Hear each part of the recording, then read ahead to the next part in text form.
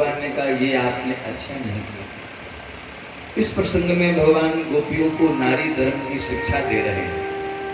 बहुत बड़ा भगवान ने उपदेश दिया है। श्री रामचरितमानस में पतिव्रता शिरोमणि माता श्री अनुसुईया युवात्री की पत्नी है, महान पतिव्रता अनुसुईया, जिसके तपबल के प्रभाव से मंदाकिनी प्रकट हुई चित्रकूट में। तो भगवान श्री राम लखन जानकी को साथ में लेकर के जब चित्रकूट में अत्रि के आश्रम में पहुंचे, जानकी जी ने अनुसुईया जी को वहां प्रणाम किया है।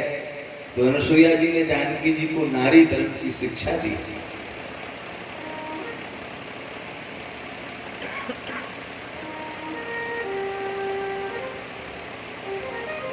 धन्या सा जननी लोके धन्यः सह जनकापुमान धन्या सा पति श्रीमान यस्य गेहे पतिव्रता। वो माता धन्य है जिसकी बेटी पतिव्रता है। वो पिता धन्य है जिसकी कन्या पतिव्रता है। वो पति धन्य है जिसकी पत्नी पतिव्रता है। मातृवंश्या पितृवंश्या पतिवंश्या त्रयः त्रयः एकः पतिव्रता तारयेत स्वगुणेन स्वकर्मणा। पतिव्रता की इतनी बड़ी महिमा है, माता के वंश की 3 पीढ़ी, पिता के वंश की 3 पीढ़ी और अपने पति के वंश की 3 पीढ़ी एक पतिव्रता अपने गुण और कर्मों से तार देती है। अनुसुईया जी ने जानकी जी को नारी धर्म की शिक्षा दी। अमित दानी भरता वैदेही अधम सुनारी जो सेवन देही। जानकी वो नारी अधम होती है जो अपने पति की सेवा नहीं करती। नारी का पति चाहे जैसा हो, वृद्ध रोगवश जड़ धनहीना अंध बधिर क्रोधी अति दीना, ऐसे पति कर की अपमाना नारी पाव जमपुर दुख नाना। तो जो बात अनुसुईया जी ने जानकी जी को बताई है वही बात भगवान कृष्ण गोपियों को कहते हैं। बिल्कुल एक जैसा प्रसंग है। जो श्लोक का अर्थ है वही चौपाई का अर्थ है। बिल्कुल एक शब्द भी इधर उधर नहीं है। भगवान बोले दुस्सीलो दुर्भगो वृद्धो जड़ो रोग्य अदनो पिबह पति श्री भरन्हा तब्यो लोकेप सुधीर पातकी। बता दो दिया करो।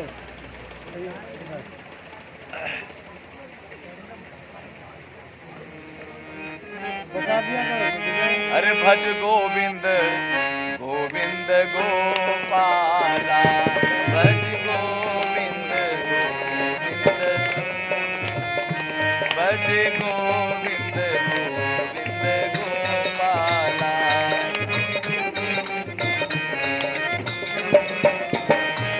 श्री कृष्ण कन्हैया नंद लाला,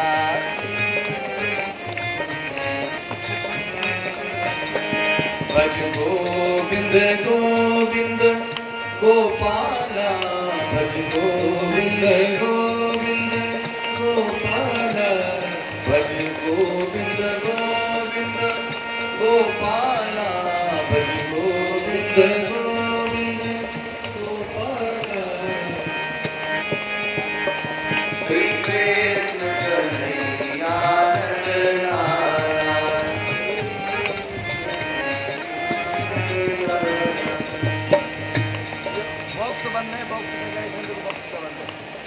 और ऊपर आओ, वो तो बज रहे, हॉर्न बज रहे, ये बंद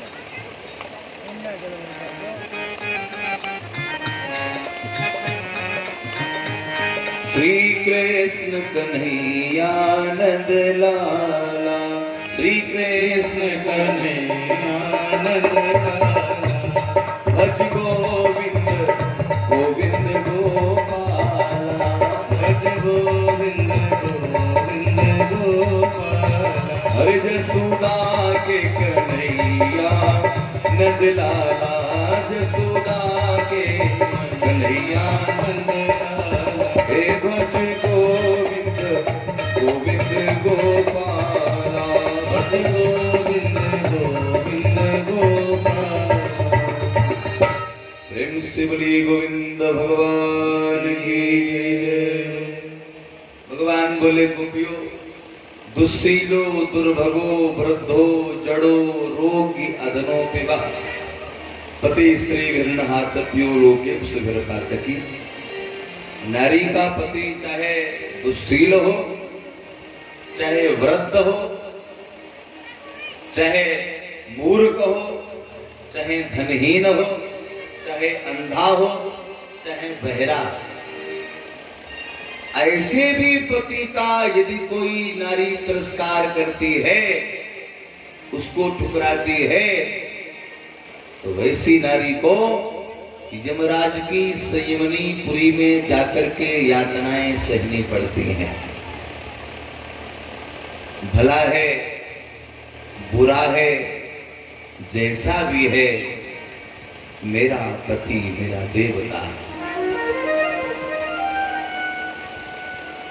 पति देवता सेवा करे। पतिव्रता को चाहिए कि सदैव अपने पति के अनुकूल रहे। और जो नारी अपने जीवन में अपने पति से प्रतिकूल रहती है, पति से विपरीत रहती है, तो ऐसी नारी को बहुत बड़ा दंड मिलता है। पति प्रतिकूल जन्म जहां जाई, विधवा होए पाए तरुणाई। जो अपने पति से विपरीत रहती है, प्रतिकूल रहती है, ऐसी नारी को अगले जन्म में जाकर के जवानी में वैधव्य भोगना पड़ता है। इतना बड़ा दंड है। भगवान ने गोपियों को कहा, आप लोग अपने पतियों को छोड़ करके, उनका अनादर करके इस घनघोर जंगल में रात्रि की बेला में मेरे पास में आई हो, ये आपने बिल्कुल अच्छा नहीं किया। आप जाइए, पतियों की आज्ञा को लेकर के यदि मेरे पास में आओगी तो हम तुम्हारे साथ महाराज करेंगे, अन्यथा नहीं। स्पष्ट भगवान ने जब मना कर दिया, तुम्हारे पति तुम्हारे परिवारी जन आपको ढूंढ रहे होंगे, आपको वापस जाना पड़ेगा। एक गोपी अपने पैर के नाखून, अंगूठे के नाखून से पृथ्वी को कुरेदने लगी, उदास हो गई, मायूस होकर के बोली, कन्हैया हमारे एक प्रश्न का उत्तर दे दो, हम लोग चले जाएंगे। भगवान ने कहा, बताओ तुम्हारा प्रश्न क्या है। तो गोपी भगवान से ऐसा प्रश्न करती है, भगवान निरुत्तर हो गए। गोपी ने कहा, एक नगर में एक पति पत्नी रहते थे। भगवान ने कहा, अच्छा, पत्नी बड़ी पतिव्रता थी, पति परायणा थी, पति की सेवा किया करती थी। एक बार की बात, उसके पति के लिए परदेश से बुलावा आ गया। पति जब परदेश जाने की तैयारी करने लगा, पत्नी को पता चला स्वामी परदेश जा रहे हैं। बोली, महाराज हमें भी साथ में लिए चलो। आप हमें साथ में लेकर के नहीं जाएंगे, अकेले चले जाएंगे, हमें यहाँ छोड़ देंगे, हमारा सब नियम टूट जाएगा। क्योंकि हमारा नित्य का नियम है, पहले हम आपको स्नान कराते हैं, तब स्वयं स्नान करते हैं। पहले हम आपको भोजन कराते हैं, तब स्वयं भोजन करते हैं। पहले हम आपकी चरण सेवा करके आपको सुलाते हैं, तब हम सोते हैं। ये मेरे नित्य का नियम है। आप जब चले जाएंगे ये नियम टूट जाएगा। सरकार ऐसा करो, हमें भी साथ में लेके चलो। तो उसके पति ने कहा, भाई मजबूरी है, चिंता मत कर, और मैं जल्दी ही वापस आने की कोशिश करूंगा। तब तक के लिए उसने एक व्यवस्था कर दी। उसने अपना एक चित्र बनवाया और वो चित्र जो था पत्नी को दे दिया। बोले, देखो हम तो जा रहे हैं और तुम इस चित्र का ही पूजन करना, इसी को स्नान कराना, इसी को भोजन कराना पति भाव से, और मैं शीघ्र ही वापस आने की कोशिश करूंगा। गोपी ने, उसने कहा ठीक है। अपना चित्र देख करके पति परदेश चला गया। गोपी ने कहा, जब उसका पति परदेश चला गया, पतिव्रता पत्नी पति भाव से उस प्रतिमा का पूजन करने लगी, सेवा करने लगी। जो समय देकर के गया था वापस आने का, वो समय निकल गया लेकिन उसका पति नहीं लौटा। भगवान ने कहा फिर क्या हुआ? तो गोपी बोली कि तब तक करवा चौथ का दिन आया। अब तो प्रातः काल पतिव्रता उठी, स्नान इत्यादि किया, दरवाजे की देहली पर बैठ करके अपने प्रवासी प्रीतम के आगमन की अपलक नेत्रों से प्रतीक्षा करने लगी। आज तो पर्व है, आज स्वामी को आ जाना चाहिए, आते होंगे। सुबह से शाम हो गई, प्रीतम लौट करके नहीं आया। चंद्रमा निकला, पत्नी ने सोचा मुझे लगता है आज भी वो नहीं आएंगे, तो उसी चित्र को लिया, पति के चित्र को लेकर के छत पे चढ़ी, चंद्रमा को अर्घ दिया, चंद्रमा का पूजन किया। अब सोचा लाओ इस चित्र का ही तिलक कर दूं। तो जैसे ही दीपक जलाया, दरवाजे पर किसी ने आवाज लगाई, अरे देवी दरवाजा खोलो, मैं आ गया हूं। तो गोपी ने कहा कि वो कोई और नहीं था, उसका पति ही था जो परदेश से वापस आ गया। तो हमें अब ये बताओ उस पत्नी का इस समय फर्ज क्या है? चित्र का पूजन करे कि सच्चा पति आ गया है उसका पूजन करे? तो भगवान का इसमें कौन सी बड़ी बात है? तो सच्चा पति आ ही गया है परदेश से, तो आदर सहित उसको अंदर लावे, उसकी सेवा पूजा करे, चित्र की पूजा क्यों करे? तो गोपियों ने कहा बस मैं यही तो सुनना चाहती थी। आप कहते हो मैं अपने पतियों के पास में लौट करके चली जाऊं, अरे हमारे सच्चे पति तो आप हैं। लौकिक पतियों के पास में जाकर के मैं क्या करूंगी? तुम हो एक अगोचर सबके प्राणपति, जीवात्मा का सच्चा पति तो परमात्मा है। जब आप मिल गए हो, मैं वहां जाकर के क्या करूंगी? हम आपकी शरण में आए हैं, आप हमें स्वीकार करिए। पादो पदम न तरतस्तव पादमूलम, हे कृष्ण हमारे जो चरण हैं वो वापस ब्रज जाने के लिए तैयार नहीं है। भगवान ने जब खूब परीक्षा ले ली गोपियों की, गोपियों को जो भगवान ने परीक्षा में पास पाया, अब भगवान महाराज करने की स्वीकृति देते हैं। अब देखो हम लोग बाजार जाते हैं ना मिट्टी का घड़ा खरीदने के लिए, सुराही खरीदने के लिए, तो 100 रुपए का घड़ा, और कितना ठोक हो जाकर के देखते हैं कि कच्चा तो नहीं है, कि चटका तो नहीं है।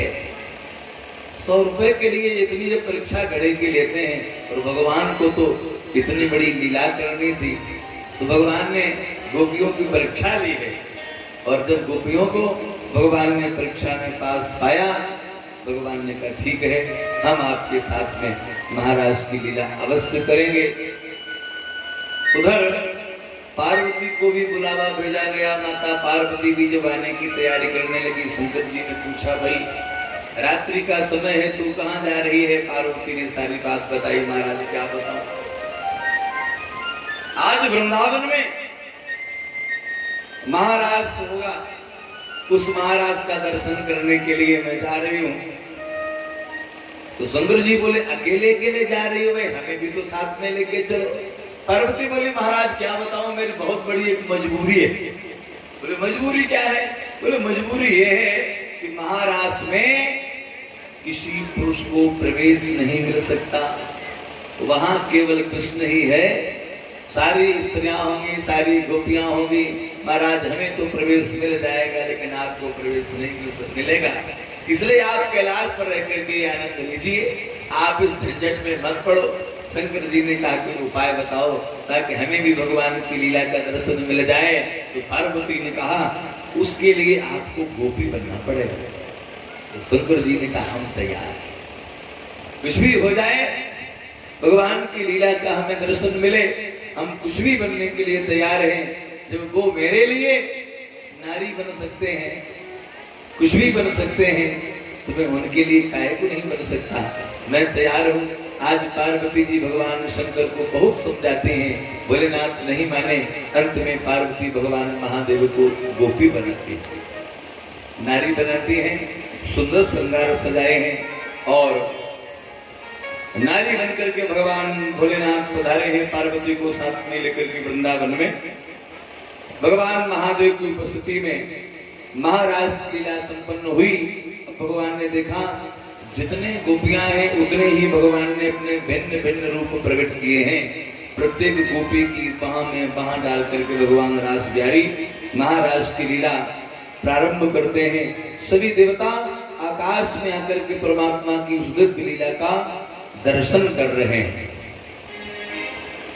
बड़ी सुंदर ये लीला भगवान की है। लीला प्रारंभ हुई, भगवान नाचने लगे, बंसी बजाने लगे। गोपियों ने जब ये देखा कि कृष्ण हमारे साथ में नाच रहे हैं, अब तो ये हमारे बस में हो गए। संसार की सबसे सौभाग्यशाली स्त्रियां हम ही हैं। गोपियों को मद आ गया और भगवान की लीला में मान और मद ही ये बाधा उत्पन्न करता है। चाखा चाहे प्रेम रस, राखा चाहे मान, एक म्यान में दो खड्ग देखा सुना न कान। कभी एक म्यान में दो तलवारें नहीं आ सकती। गोपियों को अहंकार आ गया और जहां अहंकार होता है फिर भगवान वहां नहीं रहते।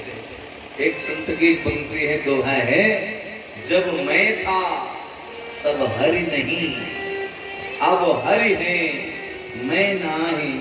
प्रेम गली अति सांकरी, जाने दो न समाए।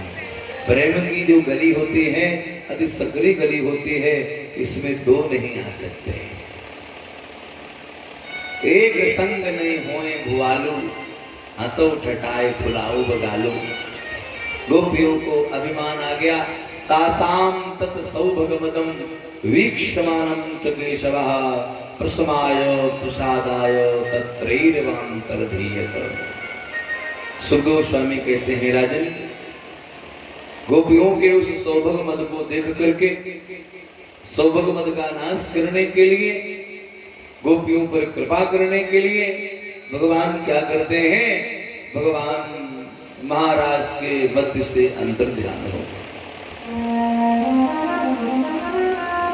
अंतर्ध्यान होने का मतलब ये है, गोपियों की आंख पर जब अभिमान का पर्दा पड़ गया तो भगवान दिखाई नहीं दिए।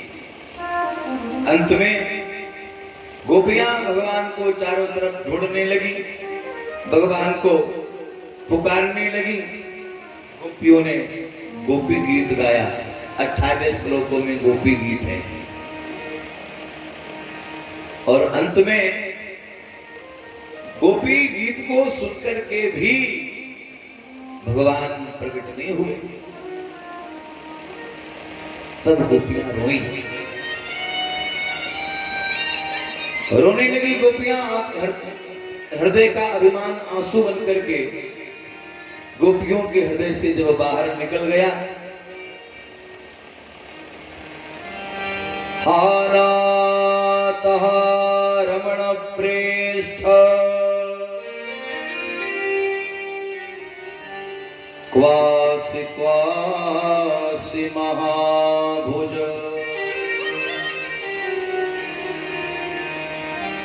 दास्यास्ते कृपणाया मे,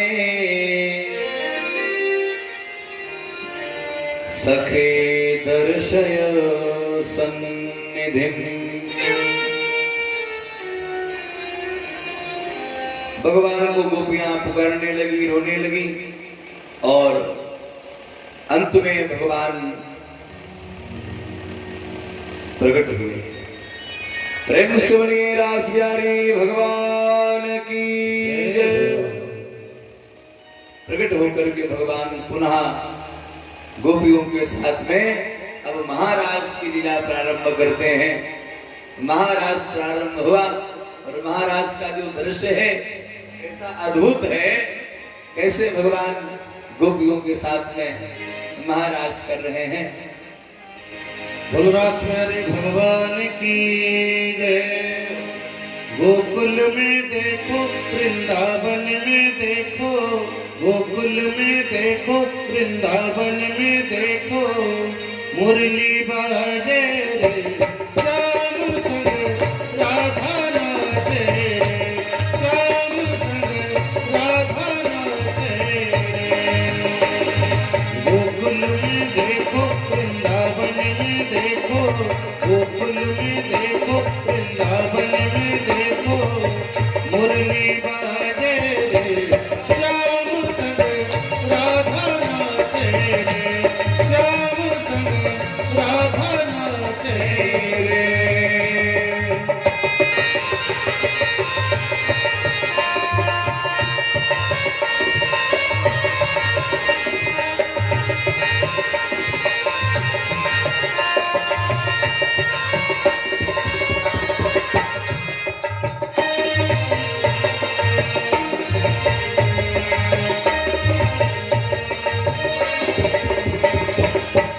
छम छम नाचे राधा रानी सुन के मीठी मुरलिया छम छम नाचे राधा रानी सुन के मीठी मुरलिया श्याम छवि में सब बलिहारी बाल बाल हरि भैया सरर सरर चाले रे पवनपुर भैया सरर सरर चाले रे पवनपुर भैया मेघा बाजे रे श्याम संग राधा नाचे रे श्याम संग राधा नाचे रे गोकुल में देखो वृंदावन में देखो गोकुल में देखो वृंदावन में देखो मुरली बाजे रे श्याम संग राधा नाचे रे श्याम संग राधा नाचे रे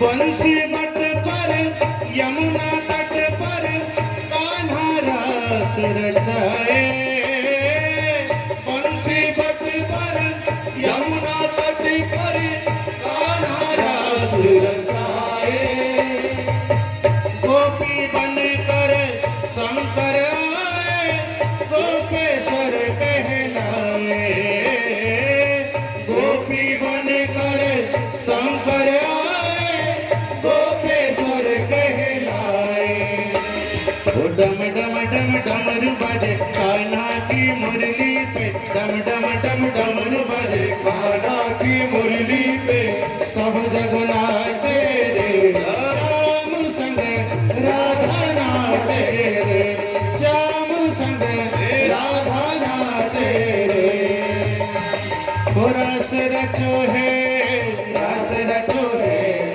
यमुना किनारे श्याम रास रचो है रास रचो है रास रचो है यमुना किनारे श्याम रास रचो है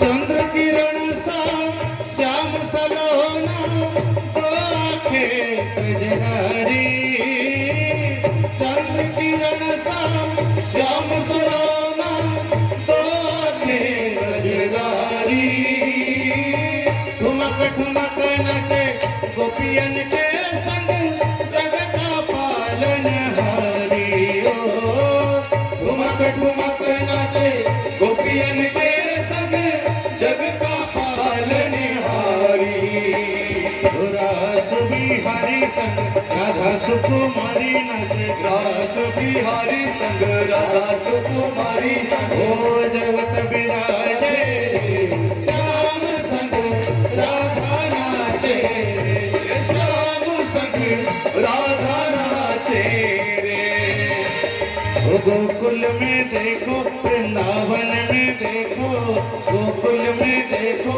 वृंदावन में देखो मुरली बाजे रे श्याम संग राधा नाचे रे श्याम संग राधा नाचे रे तो रास रचो है यमुना किनारे श्याम रास रचो है रास रचो है यमुना किनारे सब रास रचो है रास रचो है रास रचो है यमुना किनारे सब रास रचो है। रास बिहारी भगवान की जय। श्री राधे श्याम। रसो वै सहराशा।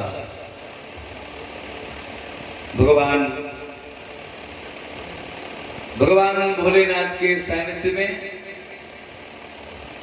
ब्रजांगनाओं के साथ महाराज की दिव्य लीला संपन्न करते हैं।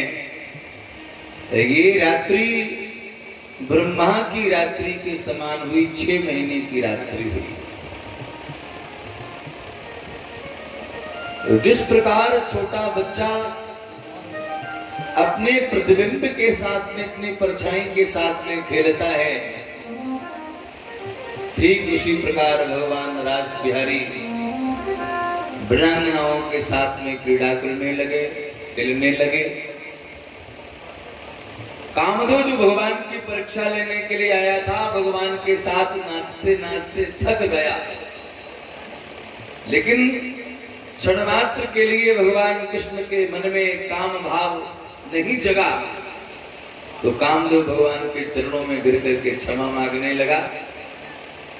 महाराज की लीला संपन्न हुई और भगवान इस प्रकार ब्रजांगनाओं के साथ में महाराज की लीला करते हैं। महाराज की लीला ये जीव और ब्रह्म के मिलन की लीला है, काम विजय लीला है। श्रीमद् भागवत में 2 प्रसंग ऐसे हैं, एक महाराज का प्रसंग जो आज अभी आपने सुना, एक प्रसंग कल सुनाया जाएगा सुदामा चरित्र का, जिसमें जीव सुदामा है और कृष्ण परमात्मा है, दोनों का मिलन हुआ है द्वारिकापुरी में। और यहाँ जीव गोपियां हैं, कृष्ण परमात्मा है, दोनों का मिलन हुआ है कुंजवन में। तो जीवात्मा और परमात्मा के मिलन के ये 2 प्रसंग हैं, महाराज का प्रसंग और कृष्ण सुदामा मिलन। इसके बाद देवर्षि नारद कंस के पास में जाते हैं मथुरा। कंस नारद जी का स्वागत सम्मान करता है। कंस ने नारद जी से कहा कि गुरुदेव आपने बहुत दिनों के बाद में कृपा करी है, कैसे पधारे हो? तो नारद जी ने कंस से कहा, कंस देवकी और वसुदेव ने तुम्हारे साथ में जो छल किया है, मैं उन दोनों का छल बताने के लिए आया। छल किया हमारे साथ में क्या छल किया? तो नारद जी कंस को बोले, यशोदा की तुम्हें देवकी की गोद में जो कन्या मिली थी, वो कन्या देवकी की नहीं थी। यशोदाया सुताम कन्या देवक्या कृष्णमेव च रामं च रोहिणी पुत्रं वसुदेवेन विम्यता।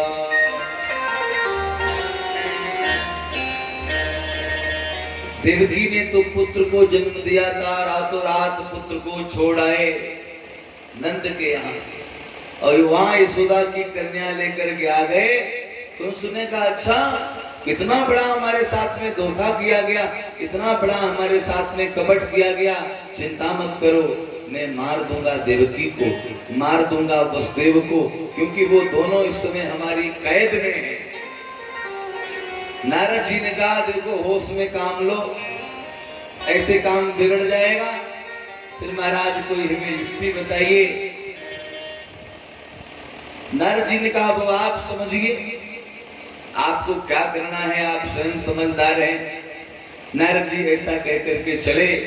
तब कंस ने अपने मंत्री अक्रूर को बुलाया और कहा, मंत्री महोदय ऐसा करो, आप वृंदावन में चले जाओ, वृंदावन में जाकर के जो नंद बाबा हैं, नंद बाबा को निमंत्रण दे देना, ब्रजवासियों को निमंत्रण दे देना और ये कहना कि मथुरा में विशाल धनुष यज्ञ का आयोजन है, मैं धनुष यज्ञ कराऊंगा और धनुष यज्ञ देखने के बहाने कृष्ण बलराम को यहाँ बुलाऊंगा।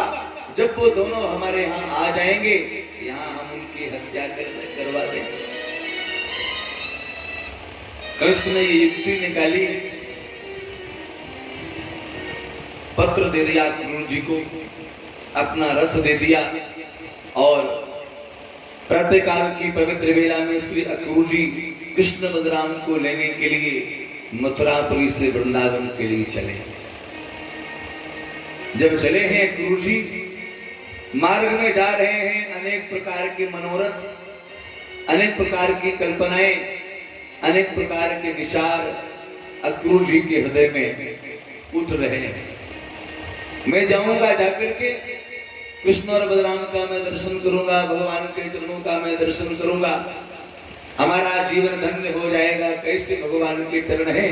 तो देखो, परमात्मा के चरणारविंदों की उपमा गोस्वामी श्री तुलसीदास जी महाराज श्री रामचरितमानस में लिखते हैं कि भगवान के चरणों की महिमा क्या है, कैसे भगवान के चरण हैं।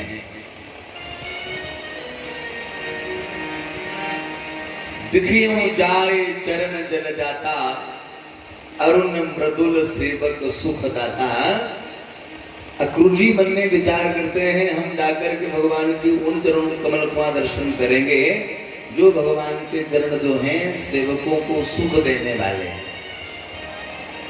और महिमा क्या है कि जे पद परसी तरीरी सिनारी, जे पद परसी तरीरी सिनारी, जे पद परसी तरीरी सिनारी, जे पद परसी तरीरी सिनारी, रुदंडक कानन पावनकारी, दंडक कानन पावनकारी।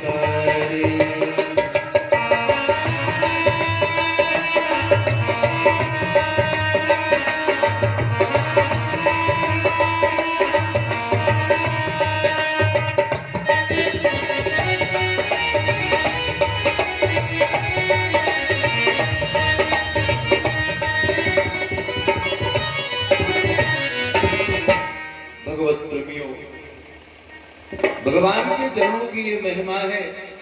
जे पद परस तरी ऋषि नारी, जिन भगवान के चरण कमलों का स्पर्श पाकर के ऋषि पुत्री अहिल्या का उद्धार हो गया।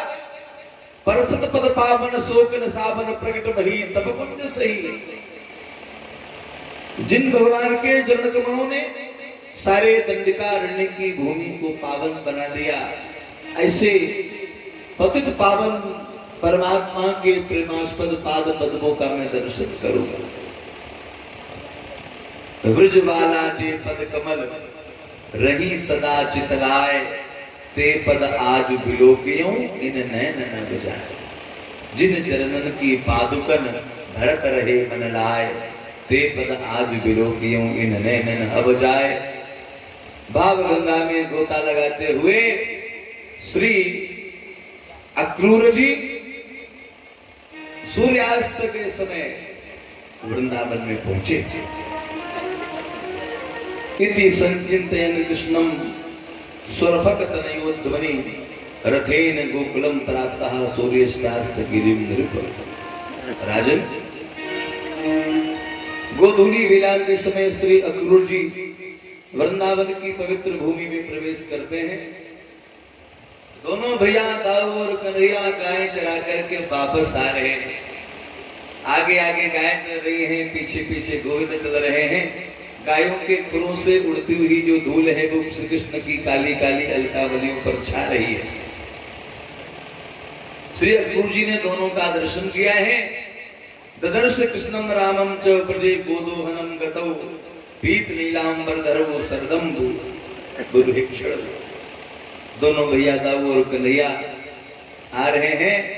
जैसे ही चाचा को देखा, दौड़ करके हृदय से लगा लिया कृष्ण और बलराम ने। चाचा आए हैं, चाचा आए हैं, चाचा आए। बहुत प्रसन्न हुए। गायों को गौशाला में छोड़ा और अक्रूर जी को नंद भवन में ले गए। अक्रूर जी जब नंद भवन में पहुंचे तो नंद बाबा ने, मैया यशोदा ने बहुत स्वागत किया। आज अक्रूर भगवान के अतिथि हैं। वो अतिथि देवो भव, अतिथि जो है वो देवता देता है। भोजन प्रसादी हुई और उसके बाद में तब आने का कारण पूछा। महाराज मथुरा में कंस जो है भली प्रकार से हैं, हाँ बहुत अच्छी तरीके से हैं, अब समाचार सुनाइए कैसे पधारे हो। तो अक्रूर जी ने वो पत्रिका नंद बाबा को समर्पित कर दी जो पत्रिका कंस ने भेजी।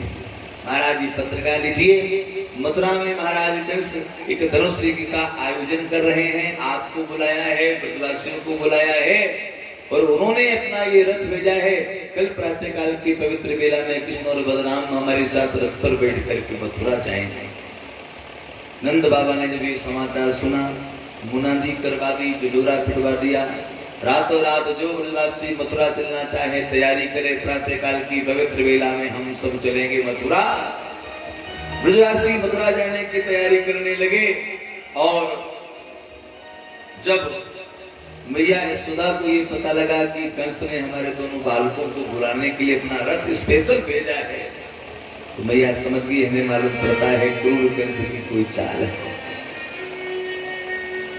मैया ने मना कर दिया, महाराज कुछ भी हो जाए, कदापि कृष्ण और बलराम को मैं कंस की मथुरा नहीं भेजूंगी। वसुदेव जी ने बहुत समझाया, देवी जाने दो, जाने दो, साल 11वां है, वो छोटा नहीं कन्हैया है, बड़ा हो चुका है और अकेला थोड़ी जाएगा, हम लोग भी साथ में तो जा रहे हैं। मैया ने कहा ठीक है। उधर गोपियों को खबर मिली कि श्री कृष्ण मथुरा जा रहे हैं। सारी गोपियां आनंद भवन में आई, सारा आनंद भवन गोपियों से खचाखच भर गया। मैया से आकर के बोली, मैया मैंने सुना है कन्हैया जाएगा मथुरा। बोले हाँ। किसके साथ जाएगा, कौन लेने के लिए आया है? मैया ने कहा चलो मिलाते हैं। तो अक्रूर जी जहां ठहरे हुए थे, मैया गोपियों को लेकर के वहीं पहुंची और कहा देखो ये आए हैं लेने के लिए, इनके साथ में हमारे कृष्ण बलराम जाएंगे। गोपियों ने जब अक्रूर जी का दर्शन किया तो अक्रूर जी को देकर के आपस में वार्तालाप करने लगी, चर्चा करने लगी। बहन देखने में नीके लगे, हृदय बड़ो है क्रूर, वो पंडित कैसे मूर्ख है, जब नाम धरो अक्रूर। देखने में तो अच्छा लग रहा है, सुंदर है, लेकिन हृदय से बड़ा क्रूर है, बड़ा कठोर है। हमारे कृष्ण बलराम को हमें हमसे दूर करने के लिए आया, इसका नाम तो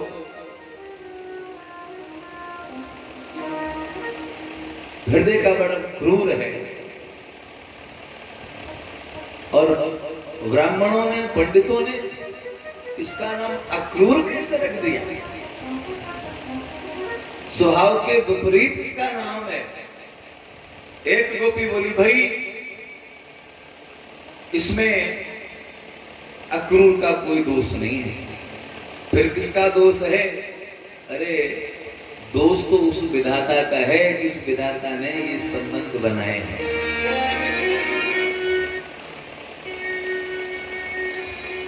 भगवत प्रेमियों, गोपियां विधाता को दोष देती हैं। अरे विधाता, अहो विधातस्तवना कुछ दया संयोज्य मैत्रिया प्रणयन देहिनः तांशा कृतार्थान विगुणंश पार्थकम विक्रीडितम तेर्वकतिष्ठितम यथा। तूने तो हमारे साथ उसी प्रकार का खेल खेला जैसे बचपन में छोटे छोटे बालक मिट्टी के खिलौने बनाते हैं और खेल करके तोड़ देते हैं। पहले तूने हमारी श्री कृष्ण से मित्रता कराई, मेरी मन की कामना पूरी नहीं हो पाई, तब तक उनको तुम दूर कर रहे हो, ये अच्छी बात नहीं है। गोपियां विधाता से प्रार्थना करती हुई कहती हैं,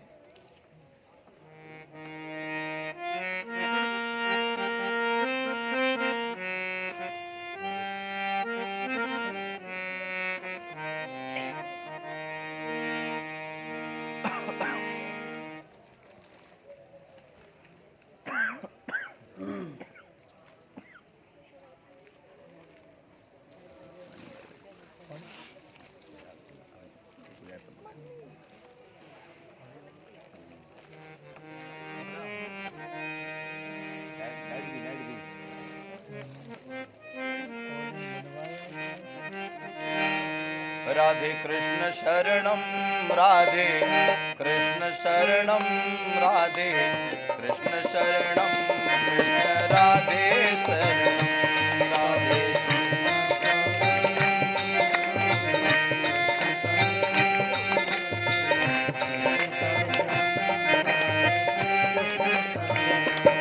राधे कृष्ण शरणम राधे कृष्ण शरणम राधे कृष्ण शरणम कृष्ण राधे शरणम राधे कृष्ण शरणम राधे कृष्ण शरणम राधे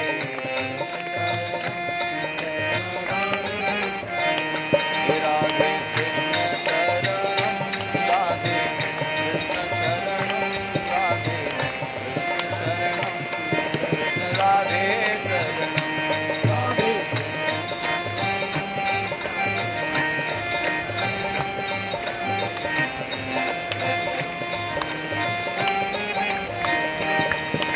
राधे तू बड़ भागिनी तूने कौन तपस्या की राधे तू बड़ भागिनी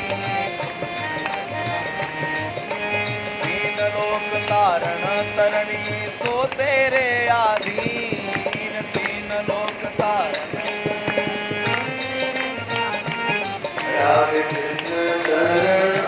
राधे कृष्ण शरणम राधे कृष्ण शरणम राधे कृष्ण शरणम कृष्ण राधे शरणम राधे कृष्ण शरणं राधे कृष्ण शरणं राधे कृष्ण शरणं कृष्ण राधे शरणं हे राधे कृष्ण शरणम राधे कृष्ण शरणम राधे कृष्ण शरणम कृष्ण राधे शरणम राधे कृष्ण शरणं राधे कृष्ण शरणं राधे कृष्ण शरणं कृष्ण राधे शरणं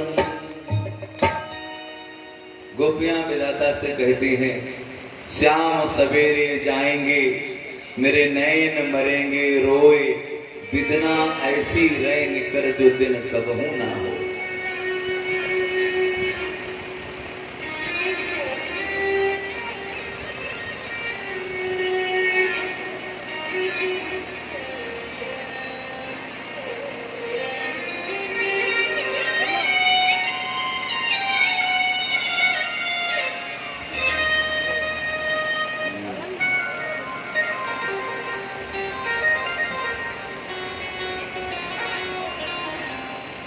ऋण से बलिए भक्तवत्सल भगवान की जय हो। जय जय श्री राधे श्याम। इतनी बड़ी रात हो जाए न प्रातः काल हो न हमारे कृष्ण हमें छोड़ करके वृंदावन छोड़ करके मथुरा जा सके। ये गोपियों के प्रेम की पराकाष्ठा है। गोपियां प्रकृति के नियम में परिवर्तन करना चाहती हैं। इतनी बड़ी रात हो जाए न प्रातः काल हो न हमारे कृष्ण जा सके ऐसा संभव नहीं था। देखो प्रकृति का नियम है कि प्रातः काल सूर्य निकलेगा और यदि कोई वैज्ञानिक चाहे तो क्या सूर्य को निकलने से रोक सकता है? नहीं रोक सकता। सूर्य निकलेगा तो निकलेगा। हम लोग प्रकृति के दास हैं और प्रकृति जो है ये परमात्मा की दासी है। सारी रात गोपियां नंद भवन में यूं ही खड़ी रही। रात्रि बीती, प्रातः काल हुआ, भगवान सूर्य उदय हुए। श्री अक्रूर जी ने अपना रथ तैयार किया मथुरा जाने के लिए। कृष्ण और बलराम ने मैया को प्रणाम किया। नंद बाबा ब्रजवासियों को साथ में लेकर के पैदल यात्रा पर आगे आगे चले हैं मथुरा। और मैया को प्रणाम करके कन्हैया और दाऊ भैया बैठे हैं रथ पर और कहा चाचा चलिए। अक्रूर जी ने जैसे ही रथ हाँका तो गोपियां जो थी वो रथ के आगे लेट गई। रथ के आगे जब लेट गई गोपियां,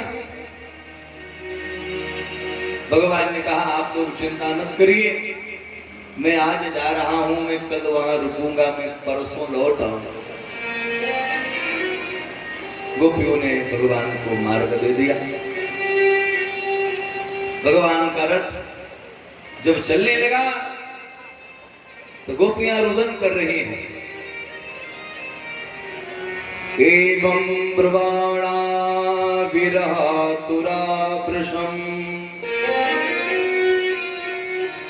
व्रज स्त्रियः कृष्ण विषक्तमानसा विसृज्य रुरुदो स्म सुस्वरम्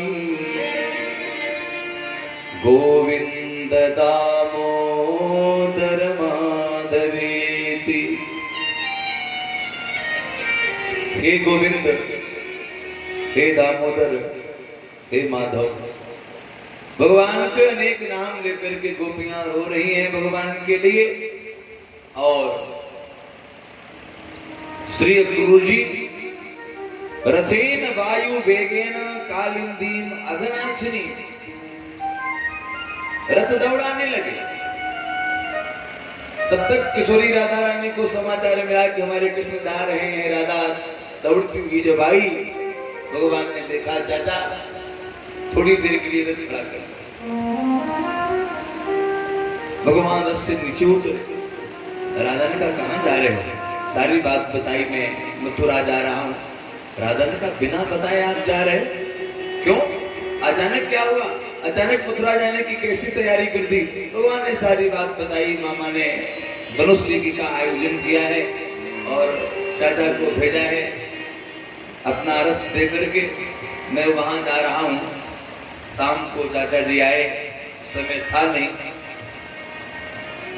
बताओ मैं क्या करूं? यदि तुम कहो तो मैं न जाऊं।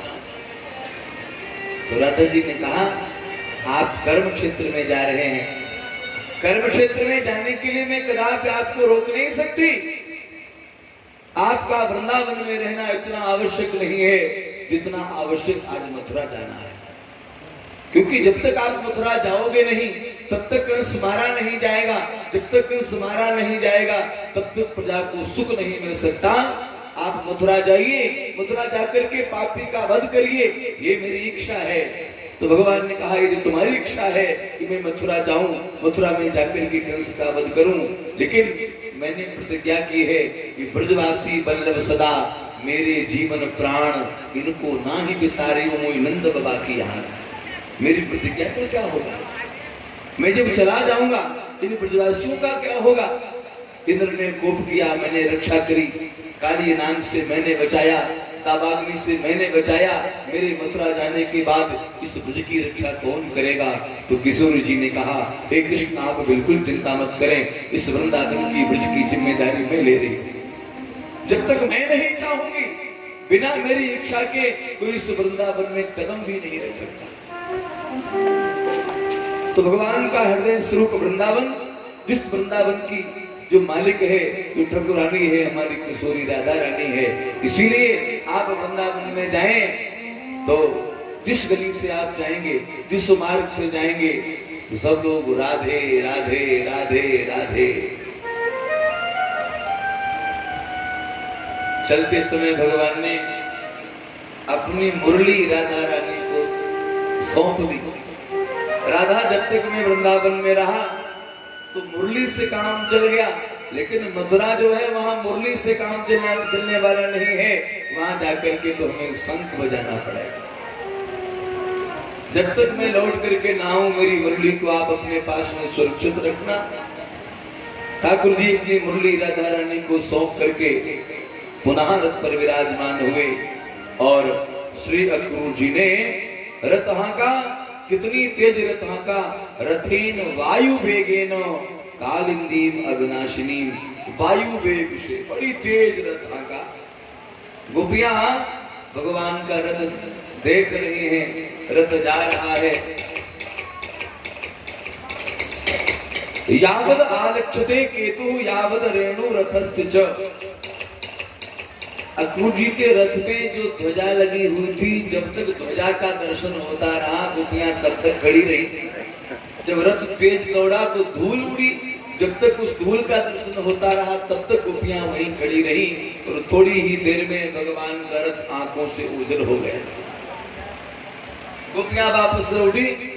जथा पंख बिन खगत दीना मन बिन फन करे बर करहीना। जिस प्रकार आकाश में उड़ने वाले स्वच्छंद पक्षी के कोई पंख काट ले, पंख के कट जाने पर पक्षी की जो दशा होती है, मणिधारी सर्प की कोई मणि छीन ले, मणि के छिन जाने पर सर्प की जो व्याकुलता होती है, जल में रहने वाली मछली को कोई जल से बाहर निकाल दे, जो जो तड़प मछली की होती है, वही दशा भगवान के वियोग में बलरामजनाओं की हो गई। सब गोपियां वापस लौटी हैं। सुखदेव जी कहते हैं, राजन भगवान पहुंचे कहां? कालिंदीम अगनाशिनीम, पापों का नाश करने वाली भगवती यमुना के पुल पर। अब गुरु जी के हृदय में ये डर था कि पता नहीं कंस इनकी कहीं हत्या ना करा दे, तो भगवान ने सोचा चलो थोड़ा इनको अपनी करामात दिखाऊं, क्योंकि बिना चमत्कार के नमस्कार करने वाला कोई नहीं है, चमत्कार जरूरी है। तो भगवान ने यहाँ एक चमत्कार दिखाया। गुरु जी ने कहा तुम दोनों भैया रथ पर बैठे रहे ना, हम जाकर के यमुना जी में स्नान कर लें। बोले ठीक है। दोनों भैया बैठे हैं रथ पर। गुरु जी आए हैं यमुना जी में। यमुना जी में गुरु जी ने जैसे ही डुबकी लगाई तो क्या देखा? कृष्ण बलराम का रथ यमुना जल के अंदर है, दोनों बैठे हुए हैं। अब अक्रूर चक्कर में हम रथ को तो पुल के ऊपर खड़ा करके आएंगे, यहाँ कहाँ से आ गया? तो बाहर निकले, जब देखा तो भगवान रथ पर बैठे हुए बातचीत कर रहे हैं, रथ ऊपर खड़ा। फिर डुबकी लगाई तो फिर रथ देखा, रथ जल के अंदर है। अब चक्कर में पड़ गए कि ये सत्य है कि वो सत्य है, मामला क्या है? तो समझ गए ये कोई ग्वाला नहीं है, साक्षात नारायण है। श्री अक्रूर जी भगवान की स्तुति करने लगे। नमस्ते वासुदेवाय, नमः संकर्षणाय च, प्रद्युम्नाय निरुद्धाय, सात्वतां पतये नमः। नमस्ते वासुदेवाय सर्वभूतक्षयाय च, ऋषिकेश नमस्तुभ्यं, प्रपन्नं पाहि मां प्रभो। भगवान की स्तुति की, निर्भय हो गए। कंस इनका बाल बांका नहीं कर सकता, ये साक्षात परमात्मा है। रथ पर बैठे, रथ हाँका, रथ को हाँक करके कंस की वाटिका में खड़ा कर दिया। नंद बाबा ब्रजवासियों को साथ में लेकर के पहले ही आ चुके थे वहां। सबको विश्राम दिया गया। भगवान को विश्राम दे करके अक्रूर जी कंस को जाकर के समाचार देते हैं, महाराज आपकी जय हो, कृष्ण बलराम ब्रजवासी सब आपकी मथुरा में आ चुके हैं। कंस ने जैसे ही सुना, कंस बड़ा प्रसन्न हुआ। जाओ दोनों को खूब सेवा करो, आज वो हमारे मेहमान हैं। कल उन दोनों के जीवन का अंतिम दिन है। ये मूर्ख ये नहीं जानता है कि इसकी पूर्णमासी आने वाली है। भगवान का स्वागत सम्मान हुआ, विश्राम दिया गया। भगवान ने नंद बाबा से कहा, बाबा ग्वाल बाल हमारे साथ में आए हैं, हमें यदि आपकी आज्ञा मिल जाए तो ग्वाल बालों को हम मथुरापुरी का दर्शन करा लाएं। नंद बाबा ने कहा, बड़ी संभल के जाना, सावधानी से जाना। भगवान बोले, आप बिल्कुल चिंता मत करें, आदेश करें। दाऊ भैया को साथ में लेकर के कन्हैया चले हैं। ग्वाल बाल भगवान के साथ में हैं। आज भगवान चले हैं मथुरा नगरी का दर्शन करने के लिए। मथुरा वासियों को जब पता लगा कि वृंदावन से कृष्ण बलराम आए हैं, ग्वाल बालों को साथ में लेकर के हमारी मथुरापुरी का दर्शन करने के लिए, सारे मथुरावासी दौड़ने लगे। भगवान की चर्चा सुनी थी, नाम सुना था, आज दर्शन का मौका मिल रहा है, कौन छोड़े। सब दौड़े हैं भगवान का दर्शन करने के लिए। कि धाए धाम काम सब त्यागी, धाए धाम काम सब त्यागी, धाए धाम काम सब त्यागी, धाए धाम काम सब त्यागी, रंक निधि लूटन लागी। मनहु रंक लूटन लागी।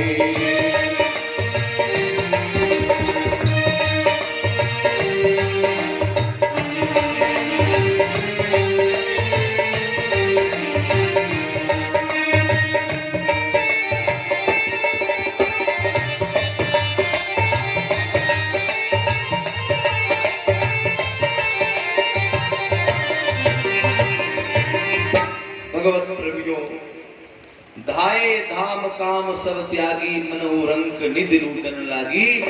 भगवान का दर्शन करने के लिए ऐसे दौड़े हैं मथुरावासी, मानो भिखारियों को कोई खजाना लुटा रहा है। सब जाकर के भगवान का दर्शन कर रहे हैं। जो मथुरावासी जिस कार्य को कर रहा था सब कुछ छोड़ दिया, जाकर के भगवान का दर्शन कर रहे हैं। भगवान भी जागी रही भावना जैसी, प्रभु मूरत देखी तिन तैसी। जिसके हृदय में परमात्मा के प्रति जो भाव है, भगवान उसी प्रकार उसको दर्शन दे रहे हैं। मथुरावासी अपने जीवन को धन्य बना रहे हैं। भगवान श्याम सुंदर दाऊ भैया को साथ में लेकर के, ग्वाल वालों को साथ में लेकर के मथुरा के राजमार्ग में जा रहे हैं। तो सबसे पहले मथुरा में जाकर के भगवान ने धोबी पर अपनी कृपा की।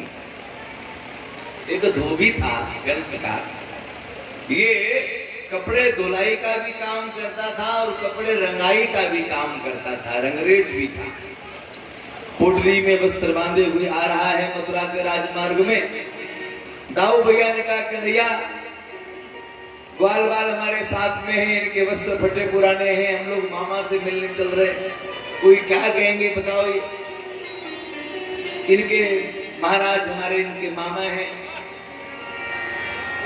तो ऐसा करो, धोबी से 2 दिन के लिए किराए पे वस्त्र ले लेते हैं, मांग लेते हैं, वस्त्र पहन के चलेंगे, अपना भी काम हो जाएगा। जब वापस लौटेंगे इनके वस्त्र वापस कर देंगे। तो दाऊ भैया ने कन्हैया से कहा, भैया ऐसा करो मांग लो बस। भगवान बोले, भैया हमें मांगना नहीं आता है, छीनना आता है, चुराना आता है। बोले ठीक है, हम ही मांग लेते हैं। दाऊ भैया ने धोबी को देकर के वस्त्रों की याचना की। रजकम कंचिदायानम रंगकारम गदाग्रज दृष्टवा याचित वासांसी धोतान्यतोत्तमानि चक्र। भैया हमारा नाम बलराम है, साथ में हमारा भैया कृष्ण है, ग्वाल वाल साथ में है। हम अपने मामा जी से मिलने के लिए जा रहे हैं। देखो जितने भी ऐतिहासिक मामा हुए हैं, सभी मामाओं का रिकॉर्ड खराब रहा है। चाहे वो मामा कंस हो, चाहे मामा शकुनी हो, चाहे मामा मारीच हो, चाहे मामा माहिल हो, सब मामाओं का रिकॉर्ड खराब है। भगवान बोले हम जाकर के अपने मामा से मिलेंगे। देखिए हमारे मामा जी कैसे हमारे पीछे पड़े हुए हैं, हाथों करके पूतना को भेजा, तनावर्त को भेजा, गर्भासुर को भेजा, प्रलंबासुर को भेजा, केसी को भेजा, पीछा नहीं हमारा छोड़ रहे। आज जाकर के मामा जी से निपटेंगे। कहा भैया ऐसा करो, ये वस्त्र 2 दिन के लिए दे दो, हमारा भी काम बन जाएगा, आपका भी एहसान हो जाएगा। कंस का धोबी बोला, जंगल में गाय चराने वाले तुम लोग ग्वाले हो, राजसी वस्त्रों को पहनना क्या जानो, भाग जाओ नहीं तुम्हें अभी मैं तुम्हें मार दूंगा। अब तो बलराम जी को बड़ा क्रोध आया। बलराम जी धोबी को मारने के लिए तैयार हो गए और भगवान ने दाऊ भैया का हाथ पकड़ लिया, भैया रुको। क्यों? अरे बहुत पुराना हिसाब किताब इससे चुकाना है, आप एक किनारे हटो, हमें बदला लेना है। तो दाऊ भैया ने कहा, क्या इस धोबी से पहले आप मिल चुके हो? कन्हैया ने कहा, आप भले ही भूल जाओ, लेकिन मैं इसको कैसे भूल सकता हूँ। ये रामावतार का वही धोबी है जिसके ताने मारने पर मैंने अपनी जानकी का त्याग कर दिया था। सीता जी का त्याग हमें करना पड़ा। उस समय में रामावतार में मर्यादा के बंधन में था। रामावतार का बदला मैं कृष्णावतार में अवश्य दूंगा। ऐसा कह करके भगवान दौड़े। भगवान ने जाकर के जैसे ही एक आज भगवान के हाथ में तलवार का काम किया। भगवान कैसे हैं? वज्रादपि कठोराणि मृदूनि कुसुमादपि। भगवान कमल से भी कोमल हैं और वज्र से भी कठोर हैं। जैसे ये मारा भगवान ने कराग्रेण, शीश कट करके दूर जा गिरा, उसके शरीर से ज्योति निकली, भगवान ने विलय हो गई। भगवान ने ग्वाल वालों से कहा पोटली खोलो, मनमाने वस्त्र पहनो। अब ग्वाल वालों ने पोटली खोली, वस्त्र धारण किए।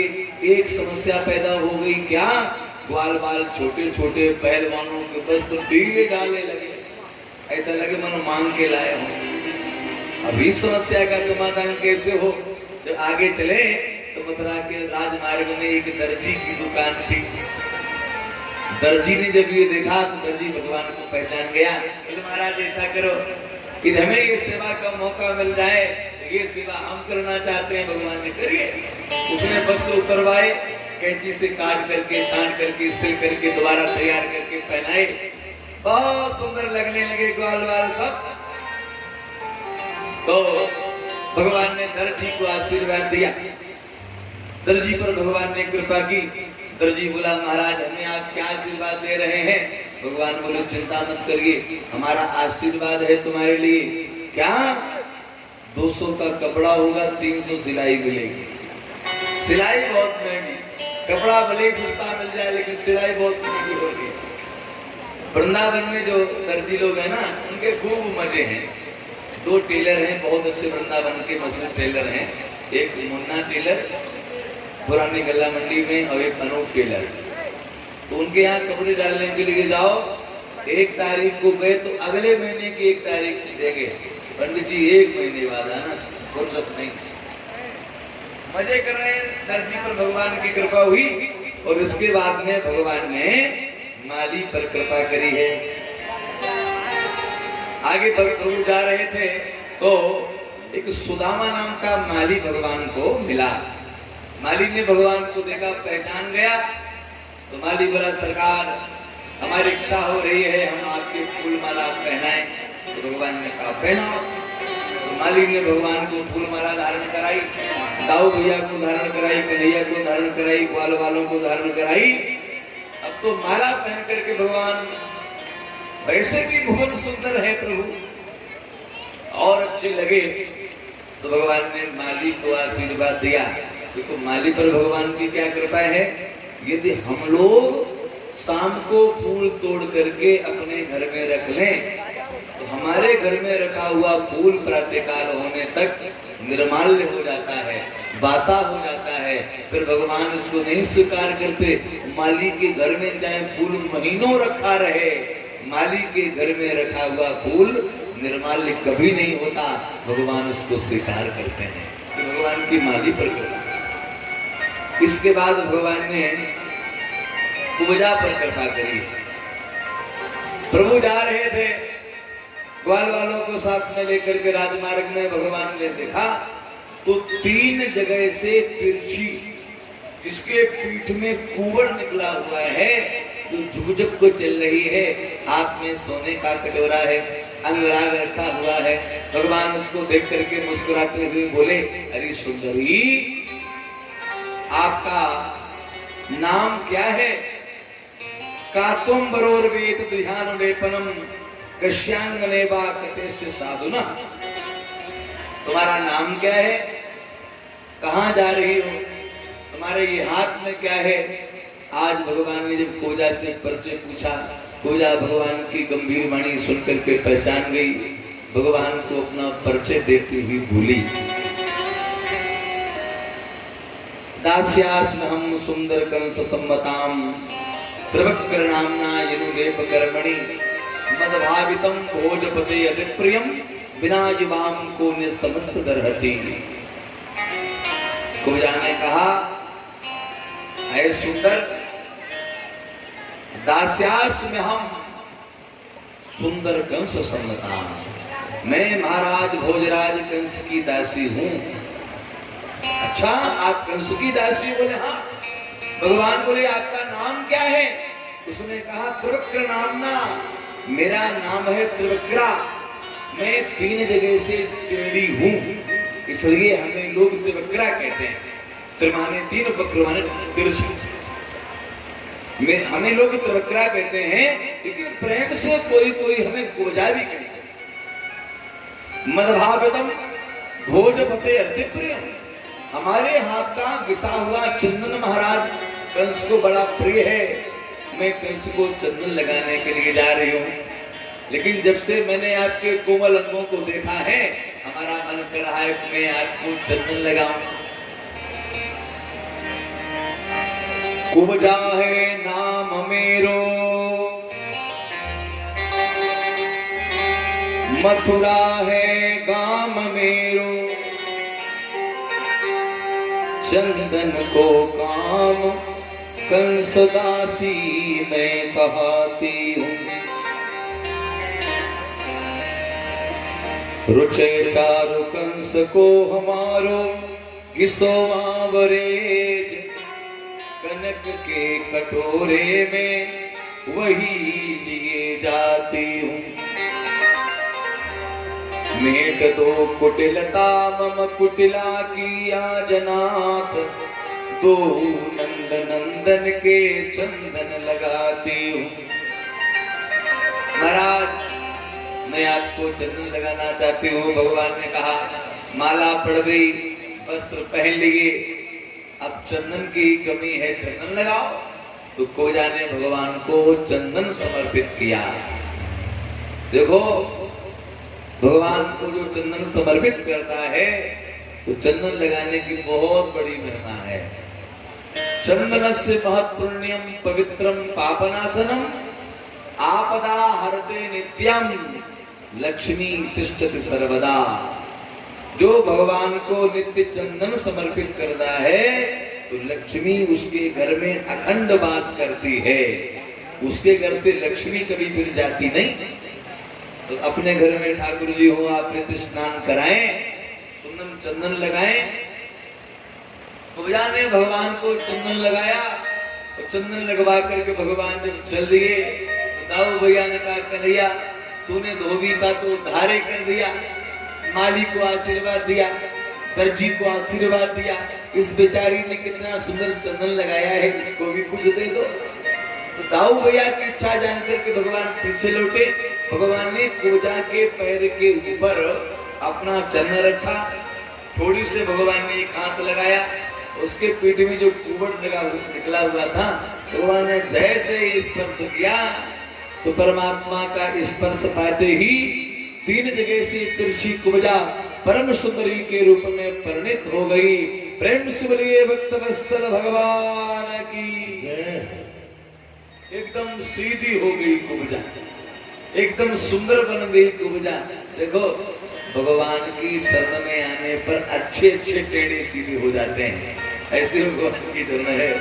कुब्जा ने भगवान को चंदन लगाया, भगवान ने कुब्जा के जीवन को सुंदर बना दिया सदा सर्वदा के लिए।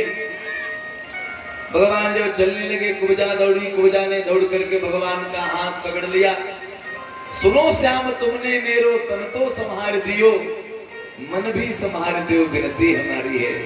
अभी तो आपने हमारे तन को सुंदर बनाया है, लेकिन तन सुंदर बनाने से आपकी प्राप्ति नहीं होती है जब तक मानव का मन सुंदर न हो। भगवान को तन की सुंदरता नहीं पा सकती, भगवान को भी पा सकती है तो मन की निर्मलता पा सकती है। स्वयं भगवान कहते हैं कि निर्मल मन जन सो मोहि पावा, निर्मल जन सो मोहि पावा। हे निर्मल मन जन सो मोहि पावा, निर्मल मन जन सो मोहि पावा। हे मोहि कपट छल छिद्र न भावा, मोहि कपट छल छिद्र न भावा।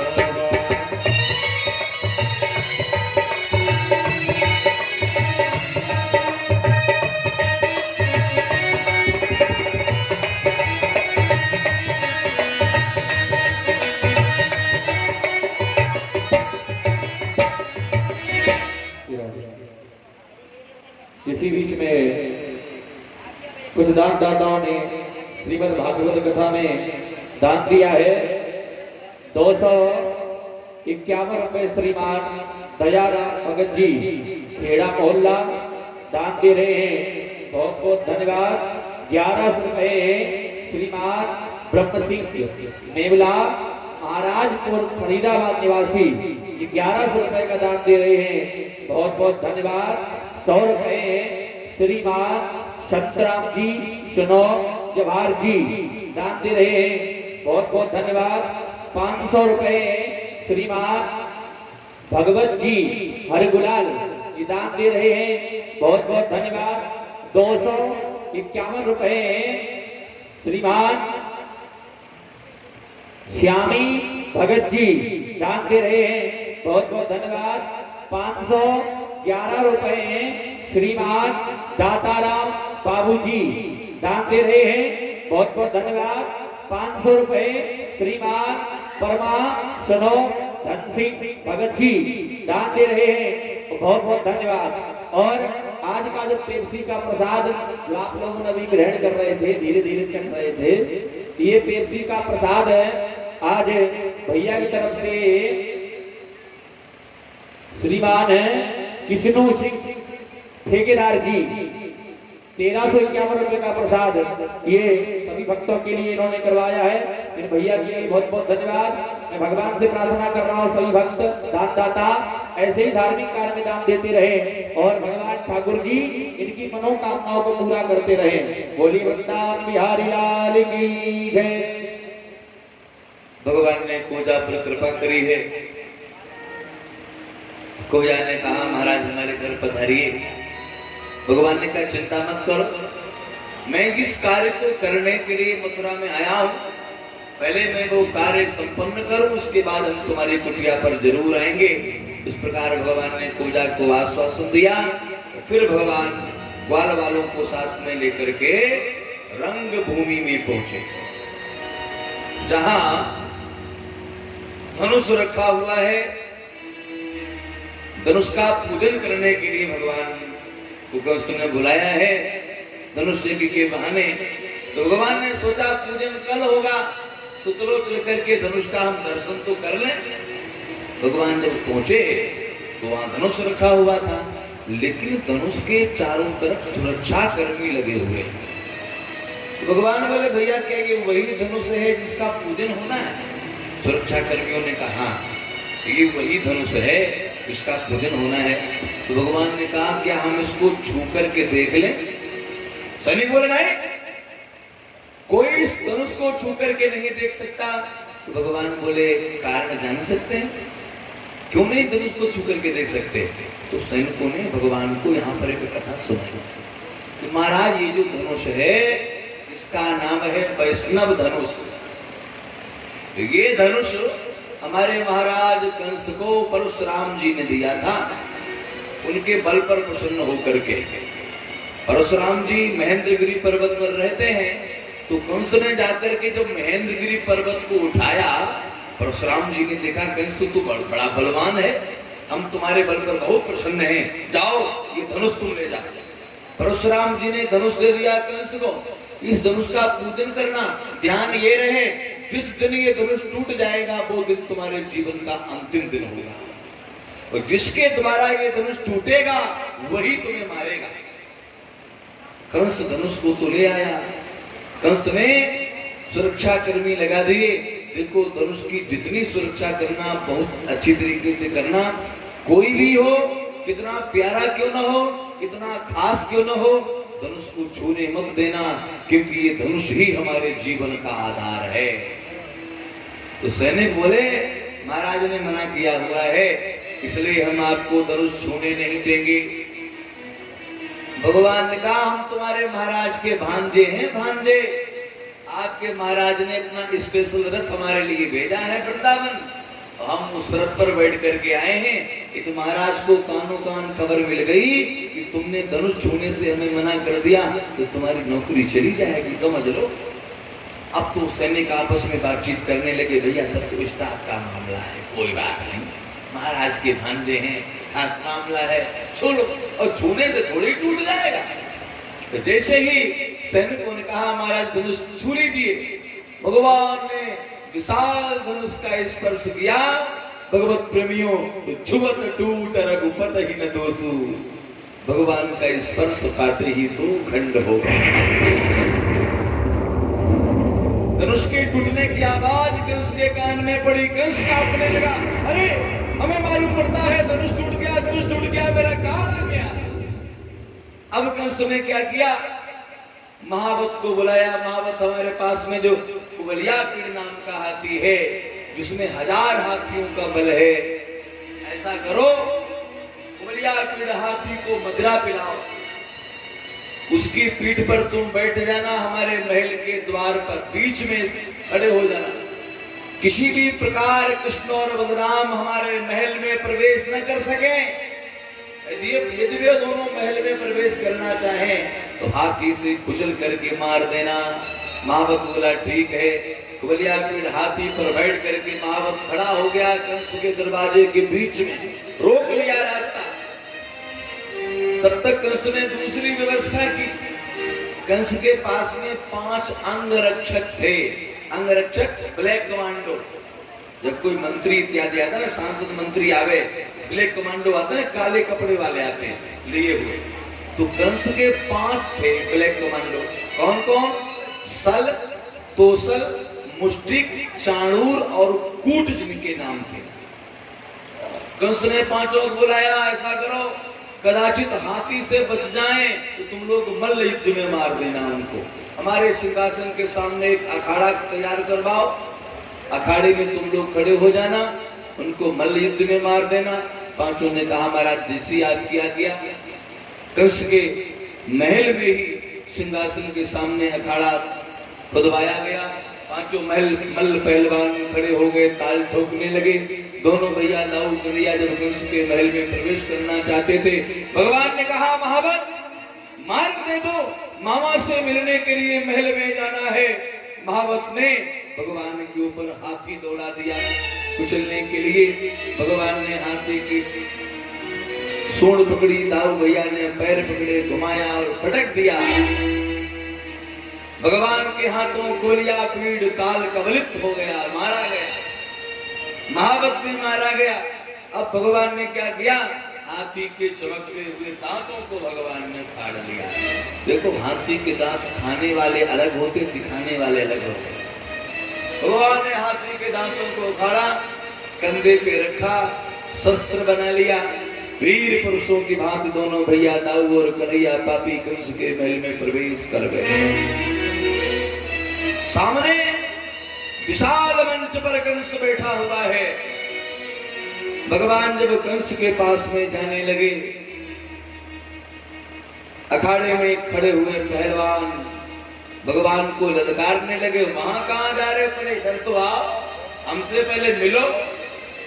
भगवान ने कहा भैया आप पहलवान हैं, हम छोटे छोटे सुकुमार बालक हैं, जंगल में गाय चराने वाले ग्वाले, हमें दांव पेच तो आता नहीं। मल्ल बोले, पहलवान बोले अपने को तुम बालक बता रहे हो?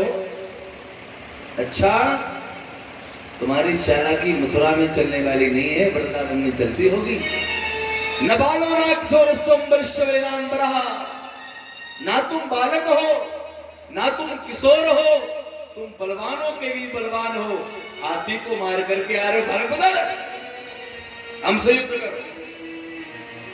अब जो कुश्ती देखने वाले शौकीन लोग आए थे ना दंगल देखने के लिए, सब खड़े हो गए, नहीं ये कुश्ती जो है शास्त्र विरुद्ध है।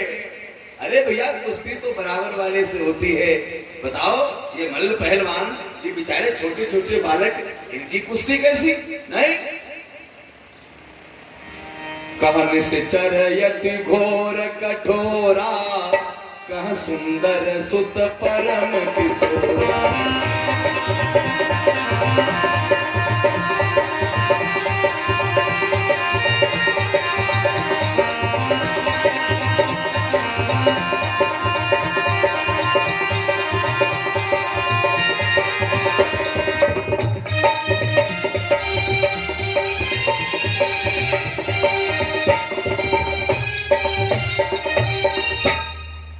सबने कहा जो दर्शनार्थी थे हमें ऐसी कुश्ती नहीं देखनी। शास्त्र कहता है जहां अधर्म की प्रधानता हो वहां व्यक्ति को नहीं रहना चाहिए। जितना फल जितना दंड अधर्म को करने में मिलता है उतना ही अधर्म को देखने में भी मिलता है। अधर्म को देखना भी नहीं चाहिए। चलो हम लोग यहाँ से बाहर चलते हैं। कंस बोला चाहे रुको चाहे चले जाओ, कुश्ती तो यही होगी, कुश्ती यही होगी। सब चले गए, केवल कंस बचा, 5 मल्ल पहलवान बचे, कृष्ण और बलराम बचे। अब दोनों भाइयों ने कहा भैया क्या करोगे? युद्ध के मैदान में छतरी ललकार रहा है। तो बलदाऊ भैया ने कहा कन्हैया होगा तो देखा जाएगा। जमुना मैया की जय जयकार करी, गौ माता की जय जयकार करी, तो दोनों भैया कूद गए अखाड़े में। क्षणमात्र में मिलकर के 5 पहलवानों को कृष्ण और बलराम ने मौत के घाट उतार दिया। 5 पहलवान जब मारे गए, अब कंस ने देखा कोई नहीं बचा, स्वयं हाथ में उसने तलवार ले ली और जैसे ही अपने मंच से सिंहासन से उठना चाहता था, भगवत प्रेमियों भगवान दौड़े, दौड़ करके भगवान कंस के मंच पर चढ़ गए, पकड़ी तलवार, छीन करके दूर फेंक दी।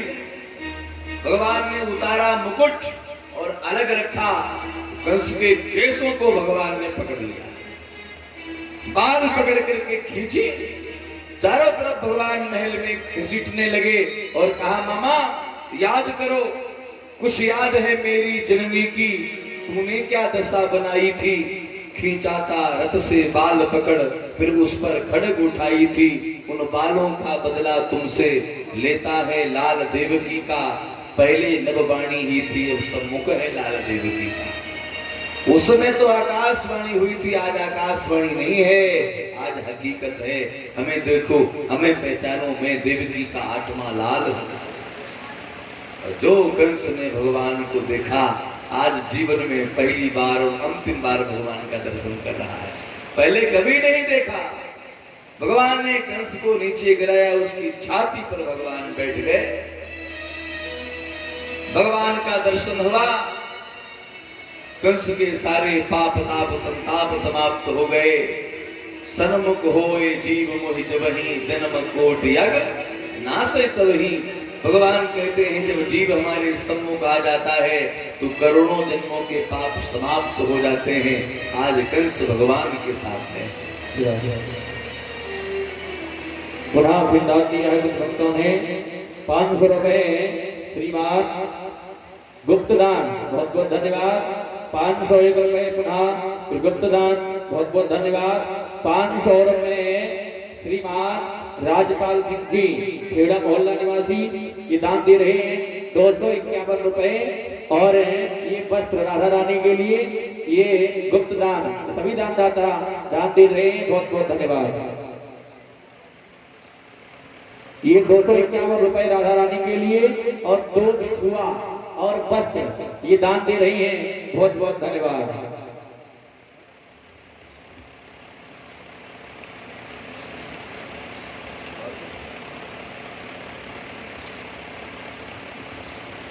श्री वृंदावन के बिहारी लाल की जय, जय जय श्री राधे। भगवान ने कंस से कहा मामा यदि आपके जीवन की कोई अंतिम इच्छा हो आप बताओ। तो कंस ने यहाँ पर भगवान से कहा कि मेरी अंतिम इच्छा ये है कि हमें ये बताओ, हमारा और तुम्हारा इतने दिनों से जो युद्ध हो रहा था गुप्त रूप में, न हमने तुम्हें कभी देखा न तुमने हमें देखा, तो इस युद्ध में विजय किसको मिली है? हम जीते हैं कि तुम जीते हो? तो भगवान बोले मामा आप ही बता दो कौन जीता कौन हारा। तो कंस ने कहा तुम हार गए और मैं जीत गया। भगवान ने कहा पागल हो रहे, हम तुम्हारी छाती पे बैठे हैं, हम तुम्हें मारने के लिए जा रहे हैं, आप कैसे जीते मैं कैसे हार गया? तो यहाँ पर कंस ने अपने पूर्व जन्म की कथा भगवान को सुनाई कि मैं पूर्व जन्म में कालनेमि नाम का एक दैत्य था, देवासुर संग्राम में मेरी मृत्यु हो गई, लेकिन हमारे गुरु शुक्राचार्य जी ने मृत संजीवनी विद्या द्वारा हमें जीवित कर दिया। जब मैं जीवित हो गया हमें ये पता लगा कि विष्णु के द्वारा मृत्यु प्राप्त होने पर मोक्ष मिलता है। मैं पुष्कर में चला गया, पुष्कर में जाकर के मैंने ब्रह्मा जी की तपस्या की, ब्रह्मा जी प्रसन्न हुए, कालिनी में वरदान मांगो। तब मैंने ब्रह्मा जी से वरदान मांगा था, मेरे कर्मों के अनुसार हमें जन्म जहां भी मिले, मेरी मृत्यु भगवान के हाथों हो। मैं तो तुम्हारे हाथों स्वयं मरना चाहता था। नियम यह है कि प्यासा व्यक्ति पानी पीने के लिए कुएं के पास चल करके जाता है, लेकिन आज यहाँ उल्टा हो गया, स्वयं कुआं प्यासे की प्यास बुझाने के लिए मेरे यहाँ चल करके आया। हमें तुम्हारे यहाँ नहीं जाना पड़ा मरने के लिए, हमें मारने के लिए तुम खुद मेरे यहाँ चल करके आए हो। मैं खुश हूँ, आज भवन मेरे विश्वंबर चल कर आया। 3 लोग 14 भुवन का मालिक हमारे यहाँ स्वयं चल करके आया। अब मैं अधिक समय तक जीवित नहीं रहना चाहता, बहुत मैंने सब कुछ कर लिया, अपने हाथों मार करके हे मुकुंद सदा सदा के लिए इस अधम योनि से हमें मुक्ति प्रदान करिए। जीवन के अंतिम क्षणों में कंस हरे कृष्ण कृष्ण कृष्ण हरे हरे, हरे राम राम राम हरे हरे परमात्मा के पवित्र नाम का उच्चारण करने लगा। आज भगवान अपने हाथों अपने मामा कंस का वध करके सदा सदा के लिए उसको मोक्ष प्रदान कर रहे हैं। प्रेम से बोलिए कंस निकंदन भगवान की जय। भगवान ने कंस का वध किया। सारी प्रजा भगवान कृष्ण की जय जयकार करने लगी। जब कंस जीवित था तो कंस की जय जयकार होती थी, और जैसे ही कंस मरा तो भगवान की जय जयकार होने लगी। सब लोग बड़े प्रसन्न हैं।